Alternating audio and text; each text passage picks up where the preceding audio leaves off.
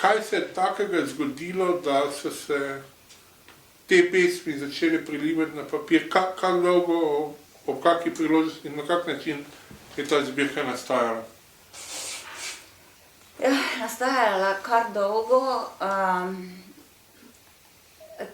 in ta dolgo pomeni, da sem bila dolgo prizadeta, žalostna, skrbljena, jezna, besna,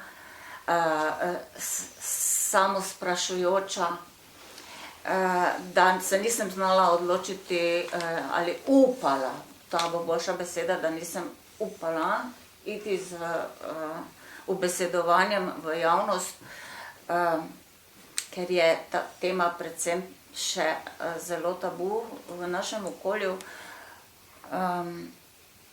Je, kot sem dejala, nastajala je pa dolgo, kaj to pomeni,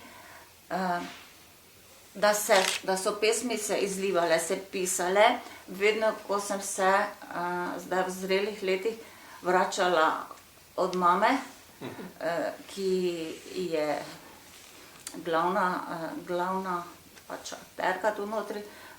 Očeta več ni bilo, da bi se od njega vračala, ampak si nisem upala dati v javnost.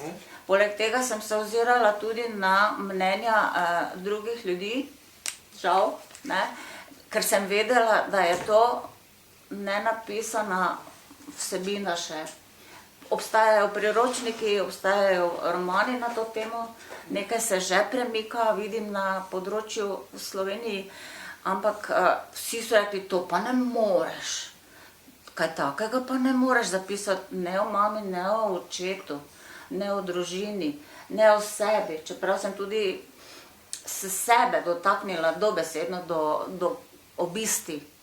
Nisem olepševala ničesar. Ampak ko sem pa prebrala, veste, knjigo Strupeni starši, to je pravzaprav priročnik, Strupeni starši pa čustveni vampiri, mi je pa bilo jasno, da se to meni dogaja. To se pravi, da če so ljudje o tem že razmišljali, pisali in doživljali, je to to. Ampak jaz ne znam napisati romana, jaz ne znam napisati priročnika, kar sta mi dve založbi rekli, naj naredim iz tega priročnik ali pa roman. Ne, meni so se izlivale pač pesmi, ki so pač pripovedne, ne. In ko sem ugotovila v tistih dveh knjigah, da se to meni dogaja, da se je to meni dogajalo, da so starši tako z menoj ravnali, da sem bila prikrajšana za vse tisto, kar otroku pripada, če ima starše. Ampak da si nisem upala reči ne očetu, ne materi, kar čutim, kar me boli, kar me uničuje, kar me razboleva, kar kvari moje zdravje in mojo ustvarjalnost in moj odnos do moje družine. Takrat sem ugotovila, da bom šla na bojno polje, pa bo kar bo, če je to meni v pomoč, če je to meni katarza. In na vse zadnje mi ni treba iti do nobenega psihoterapeuta, ker mi je to pomagalo. Jaz sem jokala, ko sem bila pri mami, ker sem bila žalostna, ker me je prizadela. Pa si mislite, da je pri teh letih nisem upala reči, pri teh letih in nisem upala reči, zakaj mi lažeš, zakaj me ne pogledaš lepo, zakaj si me zaštihala z vedno z novo lažjo, medtem ko sem jo dobila na laži. Očeta več ni bilo, da bi mu to povedala. Ampak mama je še vedno imela možnost, da pove resnico, ali da me se oprosti, ali kakorkoli.